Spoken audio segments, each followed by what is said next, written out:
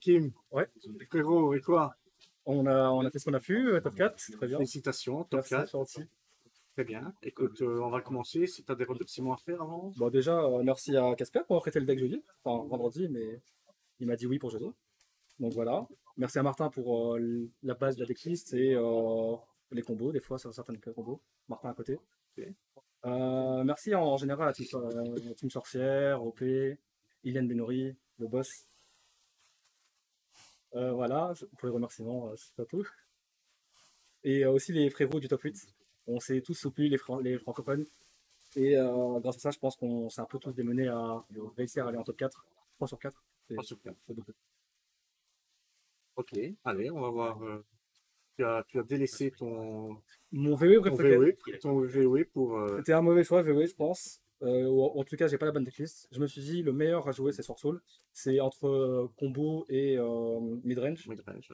Et en fait, t'as même pas besoin de connaître toutes les combos ou toutes les lignes de play pour pouvoir faire les plays optimaux, souvent, je dirais.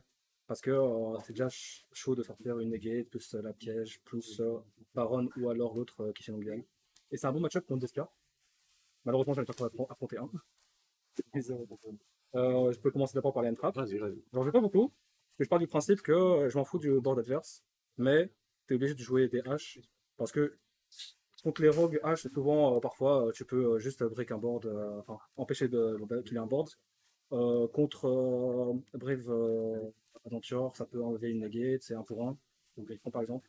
Euh, Contre Vespia, la magie normale, elle se prend H, au revoir, pour les truands, voilà. Euh, Même Mirror, des fois, c'est bien. En fait, H, je pense que H, elle est moins forte qu'avant, maintenant, toute seule. Mais des fois, ça peut faire le taf et voilà, ça fait du 1 pour 1 sur moi. Didi Pro, pour aussi les mêmes raisons. Hein. Didi Pro, je pense que même tout seul, ça peut faire le taf. Mais Didi Pro, c'était pour comment il s'appelle Brandon Red. Brandon Red, oui, bien sûr. C'était pour le Mirror, c'est pour Edlich. Tous ces decks un peu, tu sais, qui jouent avec leur cimetière. Même le petit Twin. Le petit Devil Twin, ouais. Donc, Même Didi si, Pro, même si ça ne target pas, mais. pour moi, c'est la même, c'est Ouais, il y en a la qui meilleure vont- entrap du format, je pense. Même pour Flunder, des fois, c'est bien. S'ils commencent avec String, tu peux leur enlever normal, banni sur la target. Donc il y a beaucoup d'interactions comme ça où j'ai des gros peu clutch. Et je pense qu'elle m'a bien fait clutch, très souvent contre ça là aussi d'ailleurs. Enfin, voilà, beaucoup de match. Du coup, je joue peu d'entrap, j'en joue que 6 parce que je pars du principe que jouer TTT de réflexe, que ce soit go first ou go second, j'arrive souvent ça, mais ça, droplet c'est très suffisant après qu'un board ou de TTT contre les decks qui jouent beaucoup d'entrap, il fait une entrap, TTT, tu vois la main. Ça t'a bien servi TTT Ça aujourd'hui? m'a fait gagner le top 8 et ça m'a fait gagner quelques games en ronde. Vraiment, TTT, avec autant d'entrap dans le format, c'est la meilleure carte, je pense, à main à thème, même si c'est très controversé. Pareil pour répéter. Apple Buy, hein, pour l'entrap, pareil. Apple Buy plus TTT, c'est souvent, tu enlèves sa negate et en plus tu vois la main. C'est très fort. Contre aussi, je vais rester là-dessus. Contre aussi les token collectors, les gens qui permettent de faire soit foolish token collector avec Béatrice, ou soit un token collector est passé, ils le mettent au cimetière. Tu peux jouer auto en faisant Apple Buy et c'est parfois suffisant. Le désir, hein, trop fort dans le deck. Alors, T'as jamais ban des choses. T'as jamais. bah, en fait, je joue tellement peu de one-off entre guillemets que Désir, non, la plupart du temps, c'est un bon 2. Une fois en top 4, il me troll un peu. Hein. Je commence avec un Vishuda et Désir. Je refais Vishuda, Désir. C'est le jeu. Ça arrivé qu'une fois. Ok. Je joue que 2 par contre, Ecclesia par contre. Pourquoi ce choix? Et parce qu'en fait, je pense que c'est un pire starter en Go First. C'est un aimant en H. Hein. Je pense que la seule fois où je l'ai résolu, c'est quand on m'a H et j'ai Callboy. C'est vraiment la seule fois où je l'ai résolu en Go First. Ça va vraiment. Par contre, c'est ta meilleure carte en Go Second. Le truc pour la jouer 2 fois, c'est que bah, du coup, en 10 games, je l'ai vu 0 fois, 2 fois en main. J'en voyais une ou 0. Mais une, c'est très bien, ça fait le taf. 0, tu peux jouer sans. Mais je pense que c'est quand même une très bonne carte. Et en Go Second, c'est magnifique. Je resterai à 2. Je conseillerais à 2, notamment, même s'il y a beaucoup de collectors. Vous verrez qu'après j'ai beaucoup de tennis, donc on verra. Mais pour le play, par exemple, avec Guan qui se prend token collector sur le token, tu peux normal summon Ecclesia et repartir quand même sur une synchro 10. Mais à part ce play-là, je pense que la jouer à 2, c'est très correct. Ça se prend mal. Bah, la base, hein, donc émergence 3 fois, donc Guan 3 fois, 3 moyeux. Que 2 Taya, parce que c'est le même principe qu'Ecclesia. Toute seule, c'est ton pire starter. Mais dans tes combos Baxia, dans tes combos Yazi, ou même dans le grand game, quand tu vas la prendre pour avoir du follow-up, ça reste une des bonnes manières qui fonctionne toute seule. C'est ton seul starter qui tout seul peut faire un truc. Mouillé, t'as besoin d'une carte en main. Monguel, t'as besoin de discard. Voilà. Deux, je pense, c'est très bien. Un, je ne conseille pas quand même, parce que t'aimes bien avoir beaucoup de cartes en main.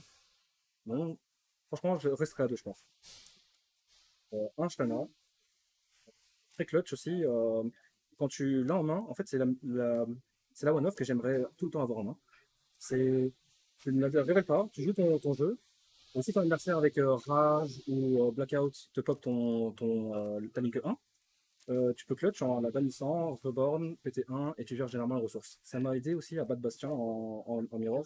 C'est à toi, Bastien. J'ai pas donné l'info que j'avais. Il m'a fait blackout sur deux, dont une à monstre normal, la ligne que 1. Au revoir, ciao. Et derrière, je suis libre. Franchement, Shana, trop forte. Et le reste, c'est 3 Dara, 3 Feshuda, 3 Ashuna. Je pense qu'il faut maximiser le fait d'avoir les niveaux 7, donc 3-3. Parce que souvent, du coup, quand on parlait de Token Vector, donc tu as le play avec Ecclesia et Mongian, mais Adara plus un niveau 7, ça fait aussi synchro 8.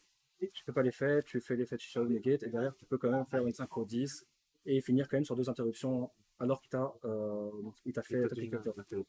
Donc, franchement, je maximiserai quand même le nombre de niveau 7. Cette carte-là, elle vous colle à la main. Hein. Elle Je l'ai vue tous les jours sur full, et l'autre ouais. première main. Hein. Ouais, d'ailleurs, À chaque fois. Hein.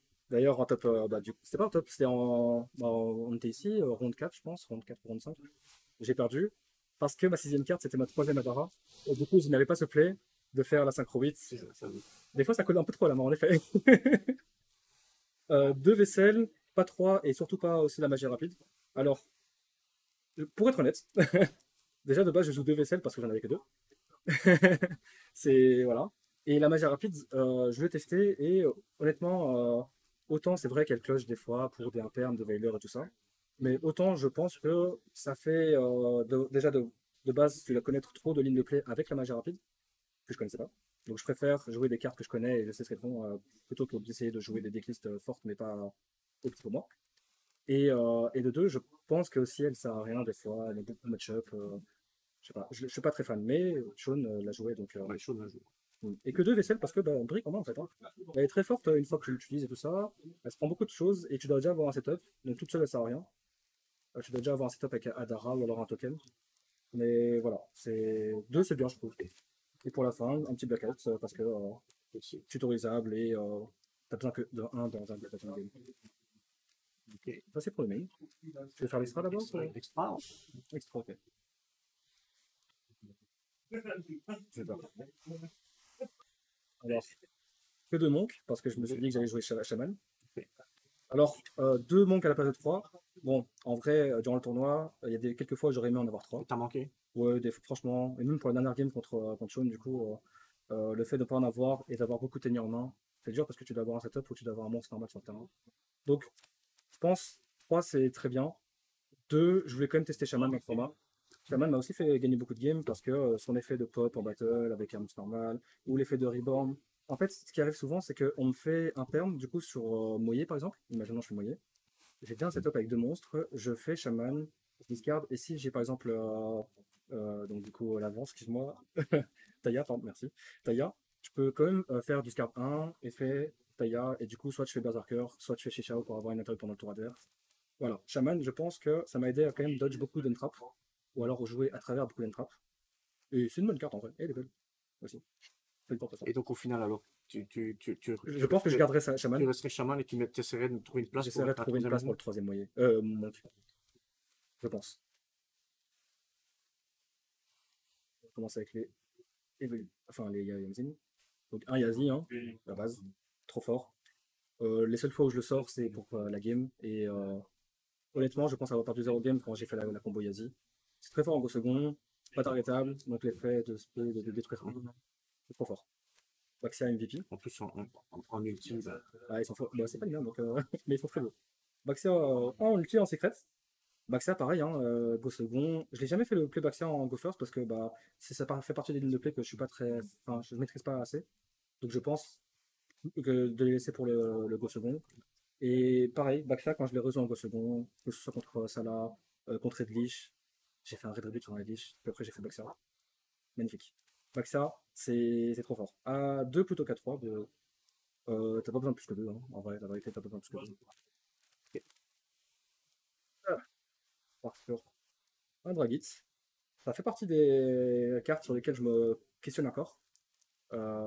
C'est très fort, je pense, contre l'Espia, mais vu que j'en ai affronté 0, je sais, ça va pas le dire. Mais quand j'ai playtest, j'ai affronté beaucoup d'Espia, c'est le truc le plus que. C'est le match-up que j'ai plus train avec celle-là. Et mes Dragit, je sais pas, je suis encore. Ok. Voilà, je sais pas. Ce sera peut-être ça le troisième monde. Un Berserker, hein, trop fort contre. Bah déjà, contre Mirror, tous les ennemis. Elle est très fort pour dodge les effets du cimetière, le token counter. Très fort contre PvP. Deux chez Shao. Merci. Oui, pas trois, deux, dans deux, pas en plus. De toute façon, je peux le reborn au pire avec Baron ou. Les game sets où tu en as besoin de plus que deux, je pense, c'est des game sets où tu as perdu de base, donc voilà. Deux. Un Shao Feng. Je connais pas le play pour faire Vaccine to Shao Feng. Du coup, en fait, le Shao Feng, c'est juste une tuto pour moi. Ok.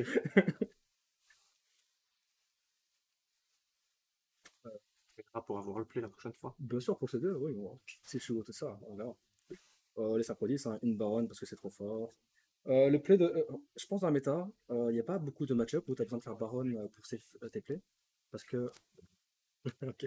Parce que Baronne n'est pas si forte que ça dans la méta si c'est tout seul, tout seul. Mais pour des plays où tu as déjà tout en main et que je veux jouer autour de Nibiru, c'est très fort. Très fort aussi dans des match-up où la personne c'est un grand game et il a plus que 2-3 cartes en main. Elle se recycle, tu peux respect un Shisha ou du cimetière, c'est Baronne très forte. Les autres Némodis, hein, Shengin et Kishinongen. Shengin très fort dans les grand games, dans le match-up Salah, avec la trappe, tu détruis deux puis après tu bannis. Très fort pour jouer des cartes, très fort pour OTK aussi, avec Pot de Désir, Voilà. c'est très très fort. Le MVP du tournoi, Kishinongen. Les gens galèrent trop à le gérer, c'est dingue. Il arrive, tu burn 2002, il se fait burn 2002, active magie piège, burn 2002. Ouais, ouais. Contre Thunder, tu peux juste le mettre. Tu bannis la magie. J'ai joué contre Mindburn. J'ai attendu qu'il fasse tous ses plays. Il a fait Mine en dernière carte. J'ai banni Mine. Oh, trop fort. Les gens galèrent trop à le gérer. Et tout seul, ça te. Comment dire? Il a pas réussi à te le gérer et que tu as lui et Shao, t'as juste à faire ça, entrer en battle et c'est game. C'est juste le MVP du tournoi, je pense. Il y en a beaucoup d'MVP, mais lui je le kiffe trop. Et la petite tech, alors, c'est pas ma tech, mais quand je l'ai lu, je vais tout de suite vous la tester. La nouvelle. C'est la nouvelle psychique du set. Quand je l'ai vu, tout de suite voulu la tester, et c'est arrivé des fois que t'as un petit token, tout ça un Vishuda, 5 pour 11. Voilà. Alors, les gens, l'effet d'être inaffected, en gros, elle est inaffected quand t'as moins de PV que ton adversaire. Ce qui arrive pas beaucoup de fois vu que tu burn ton adversaire. Mais ce qui est fort, c'est que tu peux, pour 1000 PV, tu peux target un monstre chez toi et une carte adversaire et tu les bannis les deux. Fort contre ça là, pas besoin de péter. Et ce petit BG, par battle, il peut en battle faire son effet de gagner la différence des PV. Alors la différence, c'est pas forcément toi qui es moins, c'est aussi ton adversaire qui est moins. Et du coup, des fois il était à 7000 battle. Voilà.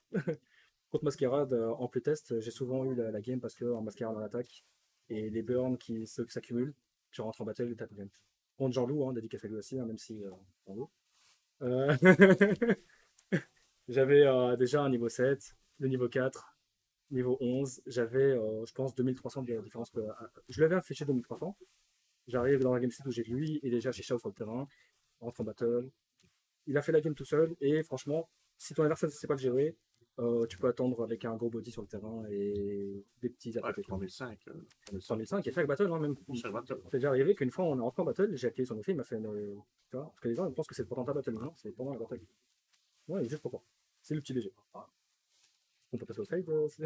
Side, hein. Déjà le side des classiques.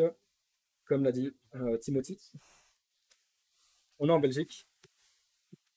Et pour gérer des macros, on a besoin de ces petits BG. Tout ce qui est Glitch, Thunder, même le fait en fait que tu joues Sword Soul, ça te met dans une position où tu sais que l'adversaire, s'il joue Dark Envy, il va le mettre. S'il joue même Rivalry, Gozen, tous les petits trucs purple là. Ravio Rosso, voilà, ça l'ai fait une fois, magnifique, contre Eddish.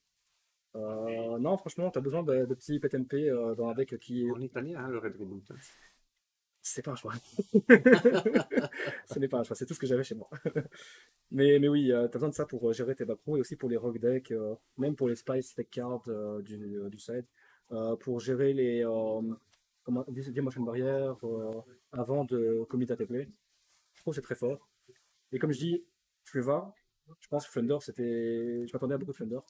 Je me suis dit que pour la trappe, en stand-by, tu fais ça sur le terrain et la trappe, tu as juste à gérer une barrière et un pen. Normalement, t'es free dans ce deck.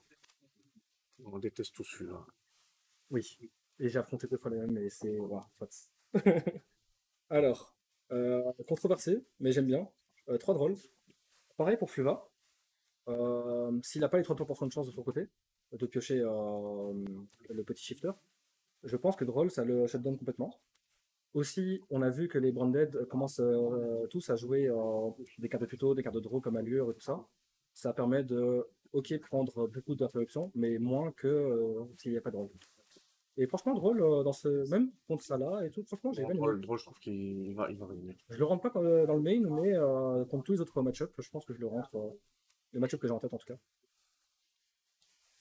Calice, parce que on est encore une fois Fender. Hein. S'il a Shifter, Droplet est une carte morte, Non. alors que Calice, c'est une carte que tu peux utiliser n'importe quand, dans n'importe quel state, que ce soit pour negate un Thunder, que ce soit pour negate un token collector qui arrive sur le terrain, c'est 2 effets différents, de côté de token. D'ailleurs, j'ai gagné contre Jean-Loup grâce à ça, ouais, et on va souvent revenir à ça. Je pense que Jean-Loup va l'entendre souvent. Qui est bien châtillon, on va dire. Et, et du coup, en fait, je pense que Canis, c'est une des meilleures cartes de side en ce moment. Ça te donne beaucoup trop de decks. Et aussi, comme je dis, c'est pas une imperme. T'es pas obligé d'utiliser dès le début. Tu peux commit à des plays, faire en sorte que ton adversaire ait des interruptions et le shutdown derrière. Tu peux le faire damage tête aussi. Et ma seule carte, entre guillemets, pour Go First, vraiment, c'est Anti-Spell. Parce que Tu c'est une carte. m'avais fait ça dans ton VOE. Hein. Oui, bah, je joue dans tous mes decks. Hein. Game 3, tu m'as mis ça. Je trouve que c'est le nouvel order en vrai, sauf qu'elle a 3. Tu fais ça en phase, à part contre Branded qui fait sa magie rapide. Tu peux empêcher des super polis du coup. Tu peux empêcher beaucoup de choses. Franchement, c'est une carte un peu toxique en vrai, dans la méta. Mais ça m'a fait gagner tellement de fois. Écoute, GG à toi. Merci, je m'attendais pas à ça. Ta 4ème place. Surtout c'est un deck que tu joues depuis 3 jours. 4 jours, ouais, je 3-4 jours. ouais. Vraiment. Bah, je sais pas si tu as besoin de plus pour apprendre le deck. En général, pour apprendre un deck en général. Mais je pense que pour juste apprendre les bases et les combos, les match-ups, je pense 3 jours, 4 jours, c'est suffisant. Et le reste, c'est pour masteriser le deck. GG à toi. Merci. À bientôt. Merci. bientôt. Merci.